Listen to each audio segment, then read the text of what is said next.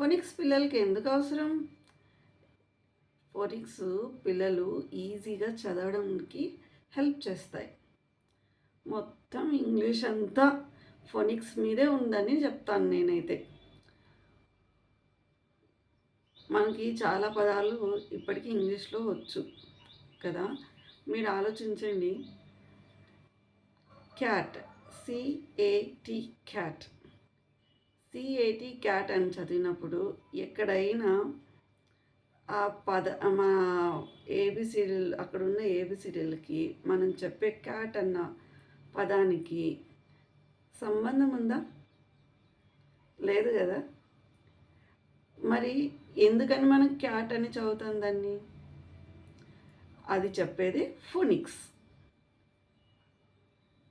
ఎందుకు అక్షరాలకి మాలాగే మనం మాట్లాడేదానికి చెప్పేదానికి సంబంధం లేకుండా ఉంటుంది ఇంగ్లీషు అని అంటే, ఇంగ్లీష్కి సౌండ్ మనకి ఆల్ఫాబెట్స్ ఉన్నాయి కదా, ఆల్ఫాబెట్స్ నేమ్స్తో పాటు సౌండ్స్ కూడా ఉంటాయి.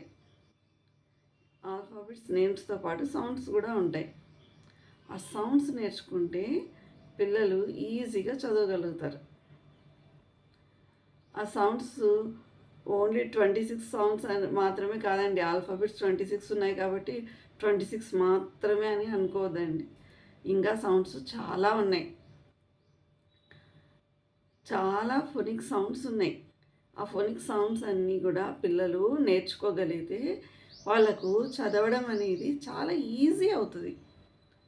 వాళ్ళు సపరేట్గా ఇది బ్యాటు, ఇది క్యాటు, ఈ స్పెల్ బిఏటి బ్యాట్ అని వస్తే బిఏటి అని వస్తే బ్యాట్ అని చదవాలా, ఎంఏటి అని వస్తే మ్యాట్ అని చదవాలా, హెచ్ఈఎల్పి అని వస్తే హెల్ప్ అని చదవాలా అని గుర్తుపెట్టుకోవాల్సిన అవసరం లేదు.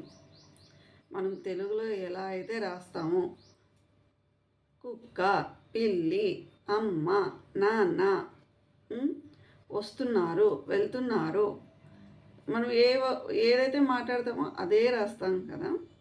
మన తెలుగులో ఉన్న సౌలభ్యం అది కదా. అలా ఇంగ్లీష్ కూడా సులభంగా రావాలి అంటే ఫోనిక్స్ అవసరం. 26 మాత్రమే ఫోనిక్స్ కాదండి, ఇది గుర్తుపెట్టుకోవాలి. 26 లెటర్స్ ఉన్నాయి, 26 సౌండ్స్ మాకు దొరికేస్తాయి. ఎక్కడైనా మాకు పిల్లలకి నేర్పించేస్తారు. అవి మాత్రం వచ్చేస్తే సరిపోతుంది అని అనుకోవద్దు. 26 మాత్రమే ఫోనిక్స్ కాదు. అందులోనూ కొన్ని సౌండ్స్ ఈ 26లో కూడా కరెక్ట్గా నేర్పించగలిగే వాళ్ళు తక్కువగానే దొరుకుతారు. మీకు లిటిల్ లీడర్ మైండ్స్లో అన్నీ కరెక్ట్గా నేర్పిస్తాం. ఎక్కడ మీకు ఒకటి ఒక రకంగా ఇంకోటి ఇంకో రకంగా ఏమి ఉండదు. అందరికీ ఒకేలాగానే నేర్పిస్తాం. మీకు ఇంట్రెస్ట్ ఉంటే కామెంట్ చేయండి.